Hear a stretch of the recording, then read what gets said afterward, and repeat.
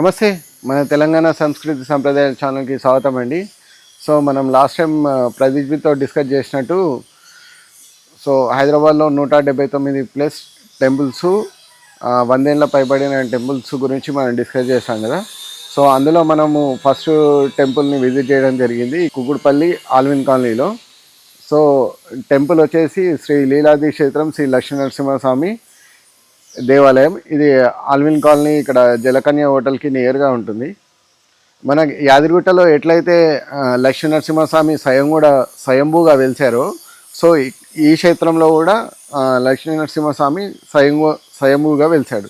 ఎన్నేళ్ల కింద వెలిశాడు అనేది మనకు చరిత్ర దొరకట్లేదు, కానీ కొన్ని వందల సంవత్సరాల క్రితం ఇక్కడ లక్ష్మీనరసింహస్వామి స్వయంభూగా వెలిశాడని చెప్పేసి, యాదగిరిగుట్ట క్షేత్రం ఎలానో ఇక్కడ కూడా సేమ్ అలానే లక్ష్మీ నరసింహస్వామి వెలిసిండు.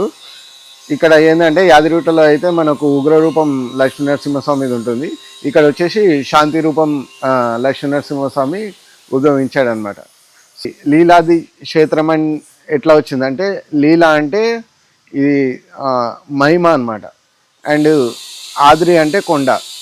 సో ఇక్కడ నరసింహస్వామి లీల చూపించాడని చెప్పేసి దీనికి లీలాది క్షేత్రం అని పేరు పెట్టారని అనుకుంటున్నాను. సో ఇందులో కన్ఫామ్గా నాకు కూడా తెలియదు, నేనైతే అనుకుంటున్నాను, ఎందుకంటే మనము గూగుల్లో వచ్చిన దాని ప్రకారం నేను చెప్తున్నాను. సో మీకు ఈ క్షేత్రం గురించి ఇంకేదైనా ఇన్ఫర్మేషన్ ఉంటే చెప్పండి.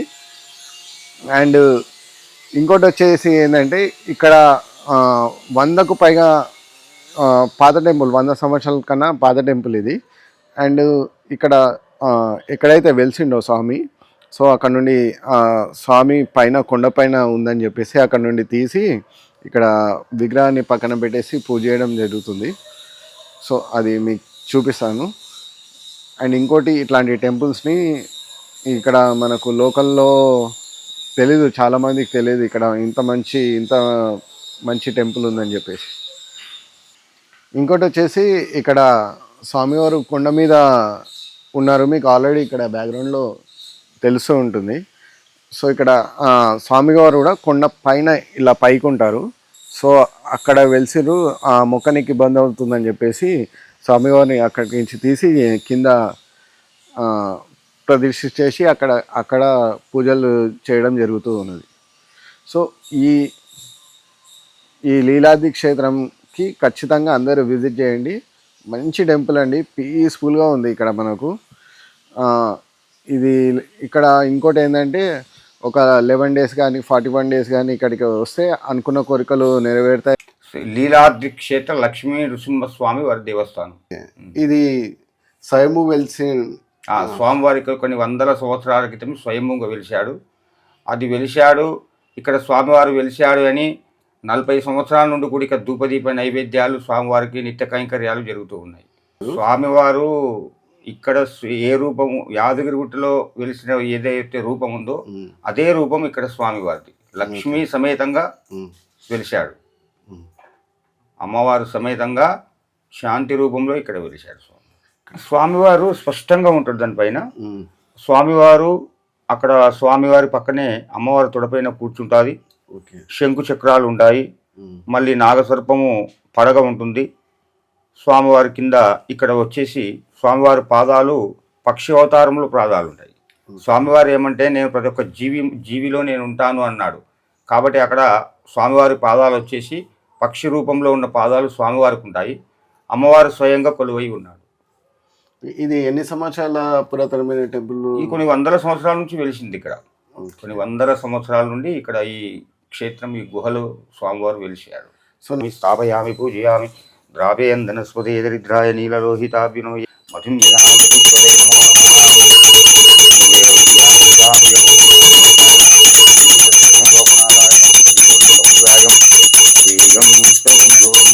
విశ్వం నారాయణం దేవతాభ్యో అక్షరం పరమం పదాభ్యుమ విశదా పరమానిత్యం నమో నమః. విశ్వం నారాయణేయం హరి శ్రీ లక్ష్మీ నృసింహదేవతాభ్యురమ ఇది నమస్తైశ్వర్యలాభ ప్రాప్తిరస్తు మనోవాంఛఫల సిద్ధిరస్తు దినదిన సకల కార్య అనుకూలత ప్రాప్తిరస్తు సర్వాభీష్టఫల సిద్ధిరస్తు మనోవాంఛఫల సిద్ధిరస్తు. లక్ష్మీ నరసింహస్వామి